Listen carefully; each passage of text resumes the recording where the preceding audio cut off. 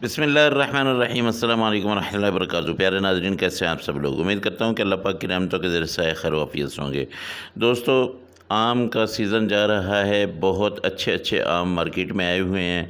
आम लोग मुख्तलिफ़ किस्म के मुख्तलिफ़ तरीक़ों से खाते हैं। एक तरीका जो है वो ये है कि आप स्लश लेकर बच्चों को देते हैं, बाज़ार से ला कर देते हैं और बच्चे बहुत शौक़ से खाते हैं।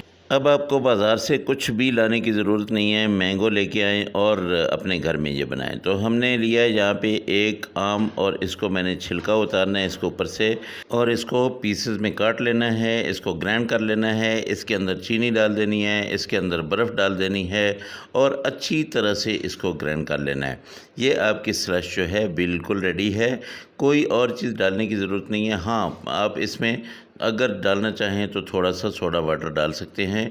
ये देखिए, ये पीसेस आप ऐसे कर लीजिएगा, छोटे पीस जो है ये जल्दी से ग्राइंड हो जाते हैं। तो ग्राइंडर में आप इसको डालें, बर्फ़ आपने ज़्यादा मिक़दार में डालनी है।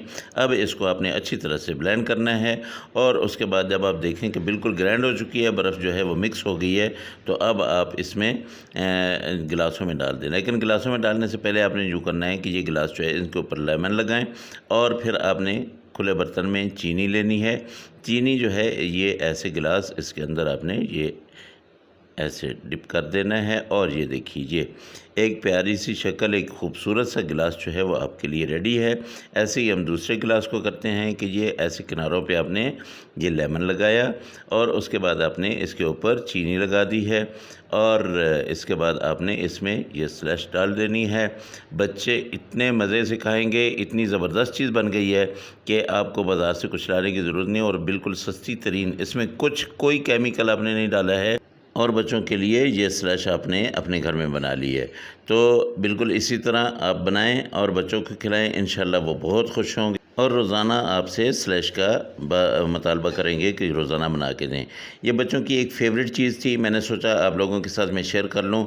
और इससे क्या होता है कि बच्चों का वज़न बढ़ता है, बच्चे जो कमज़ोर दिखाई दे रहे होते हैं उनकी क़ुव्वत मुदाफ़अत में इजाफ़ा होता है और ये इन्हिज़ाम को भी ठीक रखता है, मैदे को भी ठीक रखता है और उसके अलावा ये खून बनाता है।